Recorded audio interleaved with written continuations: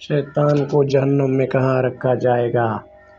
اور کیا آپ جانتے ہیں کہ شیطان فرشتہ نہیں تھا بلکہ ایک جن تھا جو آگ سے پیدا ہوا تھا، لیکن یہ فرشتوں کے ساتھ رہتا تھا۔ شیطان اللہ تعالیٰ کے دربار میں بہت بلند درجے پر فائز تھا۔ حضرت کعب بن احبار رضی اللہ تعالیٰ عنہ کا بیان ہے کہ شیطان 40,000 سال تک جنت کا خزانچی رہا، 80,000 سال تک فرشتوں کا ساتھی رہا، 20,000 سال تک فرشتوں کو واعظ کرتا رہا، 30,000 سال تک اللہ کے قریبی فرشتوں کا سردار رہا، 14,000 برس تک عرش کا طواف کرتا رہا۔ پہلے آسمان میں اس کا نام عابد تھا، دوسرے آسمان پر اس کا نام زاہد تھا، تیسرے آسمان پر اس کا نام عارف تھا، چوتھے آسمان پر اس کا نام ولی تھا، پانچویں آسمان پر اس کا نام تقی تھا، چھٹے آسمان پر اس کا نام خازن تھا، ساتویں آسمان پر اس کا نام عزازیل تھا، اور لوح محفوظ میں اس کا نام ابلیس لکھا ہوا تھا۔ شیطان اپنے انجام سے غافل اور خاتمے سے بے خبر تھا۔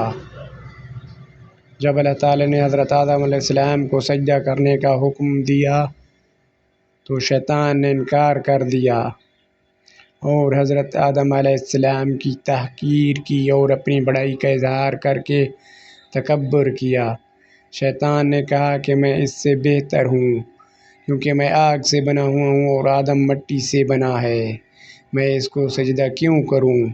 اسی جرم کی سزا میں اللہ تبارک و تعالیٰ نے شیطان کو دونوں جہانوں میں ملعون قرار دے دیا اور اس کی پیروی کرنے والوں کو جہنم میں عذاب کا مستحق بنا دیا۔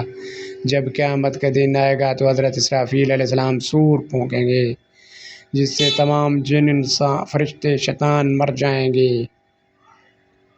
پھر اس کے 40 سال بعد حضرت اسرافیل علیہ السلام دوبارہ سور پھونکیں گے تو تمام مخلوقات دوبارہ زندہ ہو جائیں گی اور پھر قیامت قائم ہوگی۔ قیامت کے روز تمام نیک اور بد کے اعمال کے سزا ان کے مطابق دی جائے گی۔ اب بات یہ کرتے ہیں کہ شیطان کو جہنم میں کہاں رکھا جائے گا۔ جہنم کے 3 طبقات ہوں گے۔ پہلے طبقے میں منافقین ہوں گے، دوسرے طبقے میں وہ لوگ ہوں گے جو شیطان کے پیروکار ہوں گے اور اس کے پیچھے چلنے والے ہوں گے۔ بروز قیامت شیطان ان سے بھی بھاگے گا اور یہ کہے گا کہ کیا میں نے کہا تھا کہ میری پیروی کرو؟ آج میں خود کو نہیں بچا سکتا تو تمہاری کیا مدد کروں گا۔ جہنم میں ایسے لوگوں کا امام اور سردار شیطان ہوگا۔ تیسرے طبقے میں عام جاہل اور کفار ہوں گے، ایسے کفار جن تک اسلام کا پیغام تو پہنچا لیکن جہالت اور ان کی ضد نے انہیں اسلام سے دور رکھا اور وہ دار اسلام میں داخل نہیں ہوئے۔ دوستو، قرآن و حدیث میں اللہ تبارک و تعالیٰ نے شیاطین سے بچنے کے کچھ طریقے بھی بتائے ہیں، جیسا کہ ایک حدیث میں آتا ہے کہ جب کوئی شخص سو کر اٹھے تو وضو کرے اور 3 مرتبہ ناک جھاڑے کیونکہ شیطان رات بھر اس کی ناک کے نتھنے میں بیٹھا رہتا ہے جس سے آدمی پر سستی غالب آ جاتی ہے، بس ناک جھاڑنے سے وہ سستی دور ہو جاتی ہے۔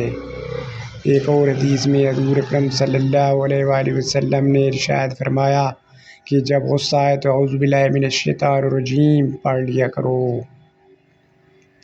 ایک اور جگہ آپ صلی اللہ علیہ وآلہ وسلم نے فرمایا کہ جس گھر میں سورۃ البقرہ پڑھی جاتی ہے وہاں شیطان داخل نہیں ہوتا۔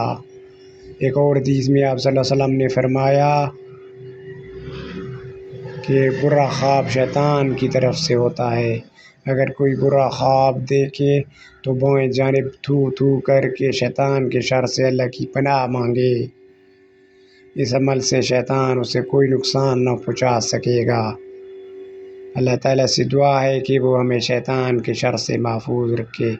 آج کی کیسی ویڈیو ہے ابھی